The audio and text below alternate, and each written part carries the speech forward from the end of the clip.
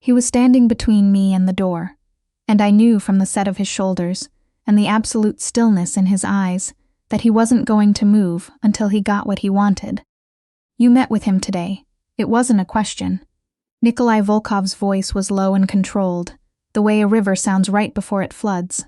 "Sit down, Sienna. You're not leaving until we talk." My hands were shaking. I pressed them flat against my thighs so he wouldn't see. "I should start from the beginning, because nothing about this makes sense unless you understand how it started, how a single Tuesday night shift turned my entire life upside down. I'm an ER nurse at Rush University Medical Center in Chicago. I've been doing it for 6 years, since before Leo was born, through the divorce, through 3 apartments and 2 roommates, and one particularly dark winter when I wasn't sure we were going to make it. Nursing keeps me grounded, the chaos of the ER, the way it demands everything from you in the moment, and leaves no room for anything else. That's what kept me sane when my marriage fell apart. Leo was 4 years old and absolutely convinced that his toy dinosaur collection needed its own bookshelf when I first heard the name Nikolai Volkov. It was 11:30 on a Tuesday, and they rolled in a man named Maxim with 2 gunshot wounds to the abdomen and 1 to the shoulder. He was going to live, I made sure of that, but he'd lost enough blood to scare me. I worked on him for 4 hours straight, while his associates paced the waiting room in their expensive coats and their carefully neutral expressions. At 3 in the morning, when Maxim was stable and I was peeling off my gloves at the sink, someone said my name. I turned around. He filled the doorway the way storms fill a sky, not loudly but completely, like there was suddenly less room for everything else. Tall, broad-shouldered, dark suit, eyes the color of a winter lake in Chicago, gray-blue and impossible to read. He was looking at me the way no patient's family had ever looked at me before. Not grateful, not desperate, just certain, like he'd already decided something and was simply waiting for me to catch up. "You're the one who kept him alive," he said. "That's my job, mister." "Volkov," he said it quietly. "Nikolai Volkov." I knew the name. Everyone in Chicago with half a brain knew that name. I felt the floor shift beneath me, the way it does in that last second before you realize you've walked into something you can't walk back out of. "Your friend is going to be fine," I said, keeping my voice steady through sheer professional force of will. "He needs rest and follow-up care. I'll have the discharge instructions ready by." I know he's going to be fine. There was something in his voice then. Not quite warmth, but not cold either. I wanted to thank the person who made that possible. He left before I could say anything else. But I felt his eyes on me the whole length of that corridor, even after he was gone. The gift started 4 days later. Not flowers sent to my apartment. I hadn't given him my address, and that absence of presumption struck me as deliberate, almost careful. They arrived at the nurses' stations instead. Coffee from the good place on Michigan Avenue, enough for the whole team. Then a catering order for the night shift from a restaurant I'd mentioned offhandedly to a colleague weeks before. Then on a Friday, a card with no name on it, just a phone number and 3 words. "Thank you, truly." I called the number from a payphone on my lunch break. I know how that sounds, but I worked in trauma medicine. I understood what that name meant in this city. "I want to return these," I said when he answered. "You can't return coffee that's already been drunk." "You know what I mean." A pause then. "Have dinner with me." "No." Another pause, longer this time. "All right." That was it. He didn't push. I went back to my shift feeling like I'd talked someone off a ledge, exhausted, unsettled, uncertain whether I'd done the right thing. He came back to the hospital the following week. Not to see me, or so I told myself. He was visiting Maxim during outpatient follow-up, but he stopped at the nurse's station, and he asked how I was doing with the same quiet attention he seemed to give everything. And when Leo spiked a fever that night, and I was texting my neighbor Carmen to check on him, while simultaneously trying to chart 3 patients, somehow, I still don't know how, Nikolai appeared in the waiting room with a bag from the pharmacy and my son's exact brand of children's ibuprofen. I stared at him for a full 10 seconds. "I'm not a stalker," he said, reading my face with accuracy that should have been alarming. "Carmen mentioned it when I called to check whether you needed anything. You have Carmen's number." I have a lot of numbers. That's not reassuring. But Leo's fever broke by midnight, and Carmen said Nikolai had stayed on the phone with her for almost an hour to make sure she had everything she needed, and I lay awake in the dark afterward, thinking about a man with that kind of power, choosing to spend his evening managing a sick 5-year-old's ibuprofen logistics. It didn't fit the shape of the monster I'd been trying to keep him in. I said yes to dinner 2 weeks later, not because I wasn't still afraid, but because I was tired of pretending I wasn't curious. The dinners became a habit, always private rooms, always his security somewhere in the background, present enough that I knew they were there, discreet enough that I could almost forget. He asked about Leo every time, remembered details I'd mentioned in passing, brought a field guide about prehistoric birds to our third dinner because Leo had apparently told Carmen he was really into raptors right now. He listened when I talked. He didn't perform listening the way some men do, leaning forward, nodding on cue. He just went still and paid attention, and somehow that was more unnerving than anything else about him. I started to look forward to it. That was my first mistake.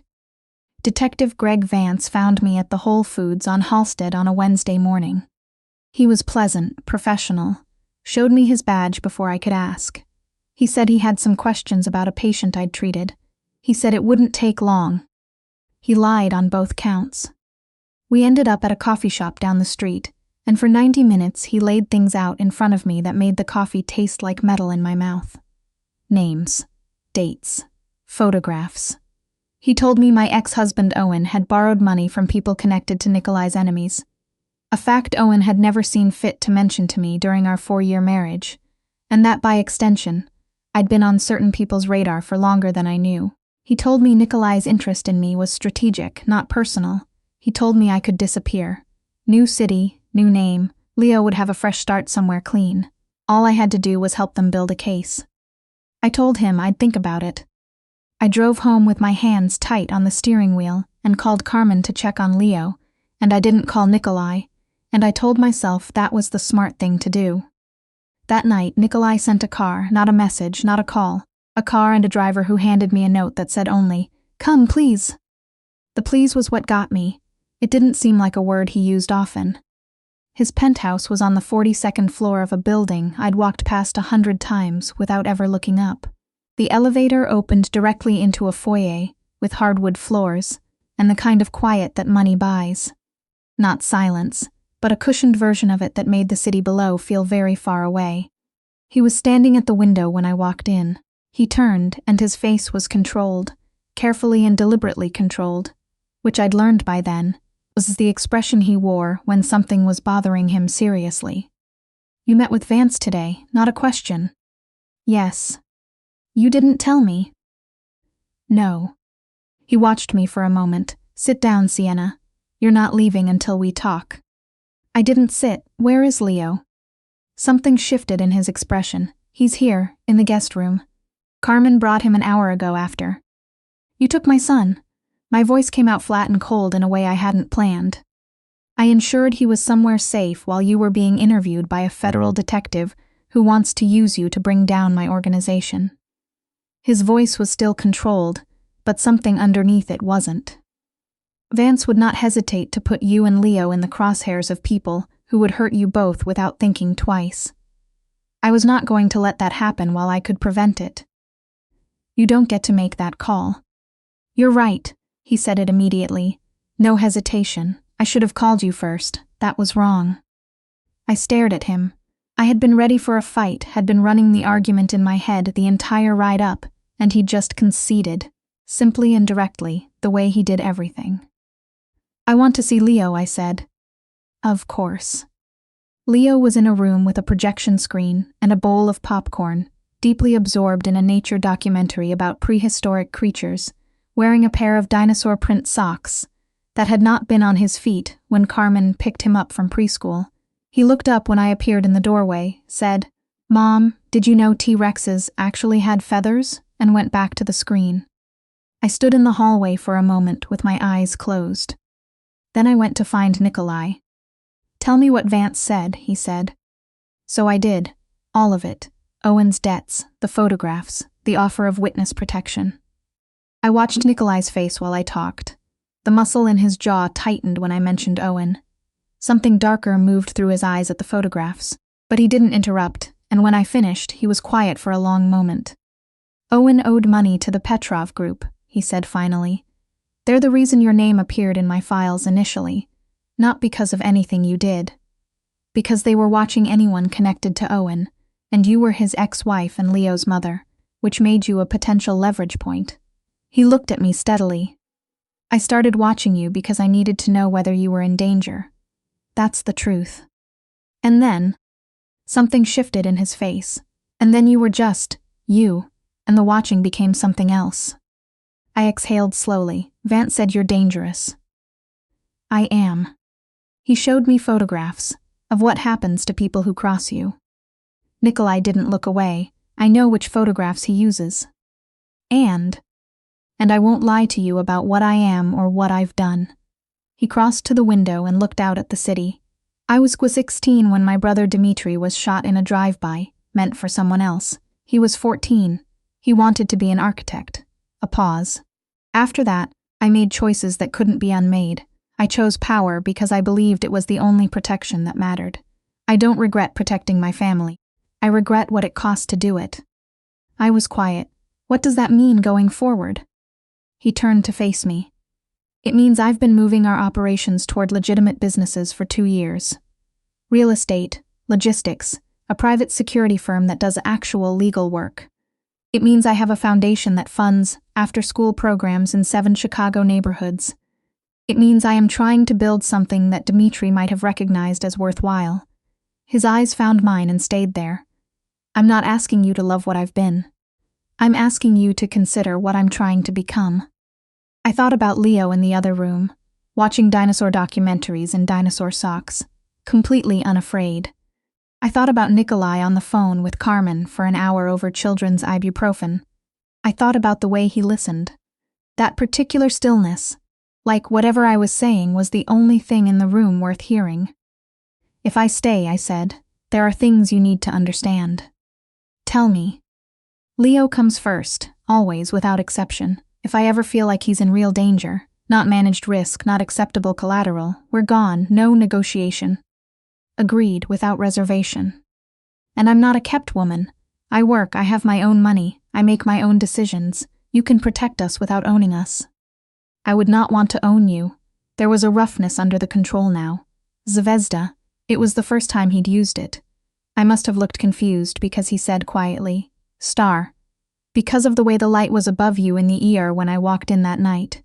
You were. He stopped. Started again. I would not want to own something like that. I would only want to be near it. I should have had more conditions. Some remaining wall to hold between us. Instead, I walked across the room and let him take my hands. And when he kissed me, it was careful and deliberate. Nothing like the urgent thing I'd half expected. It was the kiss of someone who had decided to be patient, and who meant every second of it. 6 months later, Leo and I moved into a house in Lincoln Square, with a backyard and a mudroom that was perpetually full of soccer cleats. Nikolai's name wasn't on the lease. That had been my condition, and he'd honored it without complaint, even when I saw him fight back the instinct to argue. He was there every weekend, mostly on the couch with Leo, who had appointed him the official audience for every single dinosaur fact he'd accumulated since birth. Nikolai absorbed all of them with complete seriousness, occasionally fact-checking on his phone, which Leo found deeply respectful. On a Sunday in March, while Leo was in the backyard with the soccer ball Nikolai had brought him, Nikolai came into the kitchen where I was making coffee and set a small box on the counter beside my mug. I looked at it, then at him. Leo already knows, he said, with the slight tension of a man who has thought very carefully about the order of operations. I asked him first. He said yes, and then asked if you were going to say yes too, and I told him I wasn't sure, and he said, and I'm quoting, "She probably will. She smiles at you when you're not looking." I laughed, and it came out shakier than I intended. Sienna. He opened the box. Simple platinum band, 1 diamond, nothing performative. Exactly. I know what I'm asking. I know it isn't simple or safe or easy, but I have never wanted anything the way I want the chance to build something real with you. and I think you know that." Through the kitchen window, Leo had stopped kicking the ball. He was watching us with his hands clasped in front of him like a small, very invested audience of one. I looked at Nikolai. At the careful steadiness in his winter gray eyes, the man beneath it who had spent 6 months earning exactly this moment. "Yes," I said. Leo's cheer came through the glass before the word had fully left my mouth, and Nikolai, this man who moved cities with a phone call and made rooms go quiet just by walking into them, closed his eyes for exactly 1 second, like he was putting the moment somewhere safe for keeps. Then he put the ring on my finger. Leo came sprinting through the back door, trailing mud across the clean floor, and for a Sunday morning in March in Lincoln Square, it was the most ordinary and extraordinary thing I could have imagined.